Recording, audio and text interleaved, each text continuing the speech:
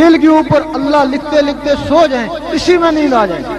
آدھی رات کے وقت اس دنیا میں روزانہ 70,000 فرشتہ آتا ہے، سب سے پہلے حضور پاک کے روزے پہ حاضری دیتا ہے، اس کو دوبارہ نہیں موقع ملتا، ایک ہی دفعہ آئے گا۔ حاضری کے بعد ان لوگوں کو ڈھونڈتا ہے جن کا تعلق حضور پاک سے، ان کی لسٹیں ان کے پاس ہوتی ہیں، پھر وہ لسٹیں لے کے وہاں پہنچ جاتے ہیں۔ کرامن کاتبین سے پوچھتے ہیں بتاؤ اس کا آخری عمل کیا تھا جب یہ سونے لگا تھا؟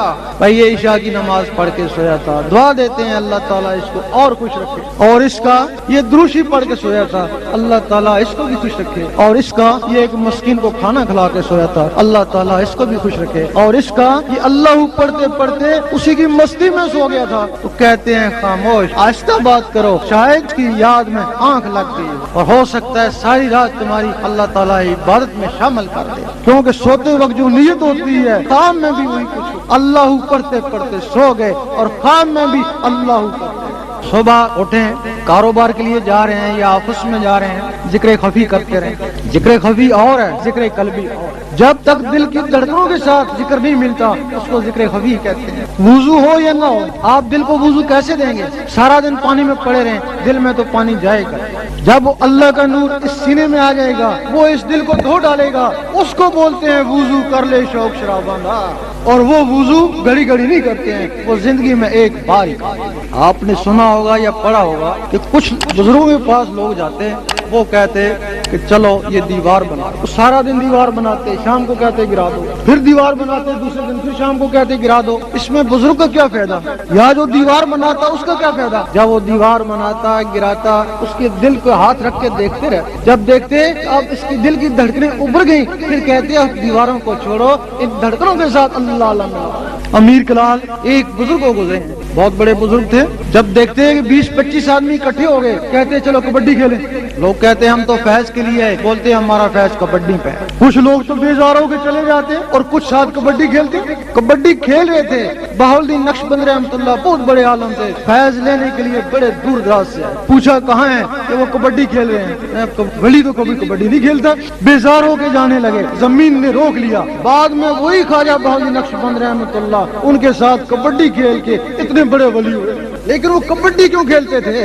اس میں کیا راز تھا؟ ان کو دوڑاتے، خوب دوڑاتے، جب دل کی دھڑکنیں ابھرتی تو کہتے اب ان کے ساتھ اللہ اللہ۔ وہ تو چلو بات کی باتیں، پتہ نہیں کس سے، لوگ کہتے ہیں پتہ نہیں کس سے ہیں، یہ کہانی ہے۔ ابھی یہاں آپ سیون شریف جائیں، وہاں دمال ہے، اب لوگ کہتے ہیں دمادہ مس کلندر، اس کے ساتھ دمال کرتے ہیں۔ اس وقت کلندر پاک بھی دمال کرتے تھے اور اللہ کا ساتھ ذکر کراتے تھے۔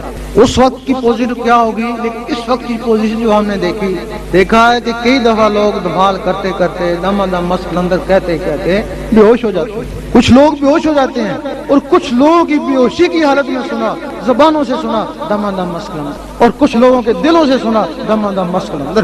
اگر اس وقت یہ حالت ہوتی اس وقت ضرور ان کے دلوں میں اللہ جاتا ہوگا۔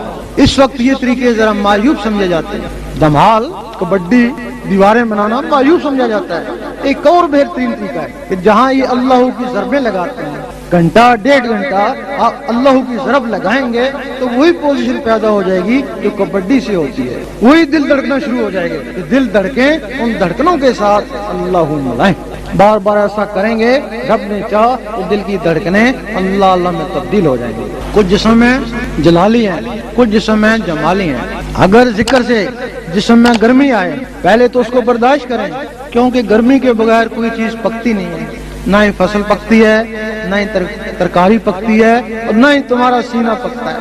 لیکن جب ترکاری جلنے کو ہوتی ہے تو اس کے اوپر پانی ڈالتے ہیں، فصل جلنے کو ہوتی ہے تو اللہ تعالیٰ بارش برساتا ہے۔ اسی طرح جب یہ سینہ جلنے کو ہو تو پھر دروشی پڑھیں، دروشی اس کو ٹھنڈا کر دیتا ہے۔ صحابہ کرام فرماتے ہیں کہ ہم پہ جب مصیبت آتی ہم دروشی پڑھتے، اس سے پہلے کیا کرتے؟ ہر وقت ذکر الہی میں رہتے۔ لیکن جب دل گھٹنے کو ہوتا، گرمی آتی، خیال آتا کہ گھر کو چھوڑو جنگل میں جاؤ، دروشی پڑھتے، وہ ان کو ٹھنڈا کر دیتا۔ زبانی عبادت میں سب سے افضل دروشی ہے، لیکن جب ذکر قلبی عطا ہو جائے تو دروشی اس کا وسیلہ بن جائے۔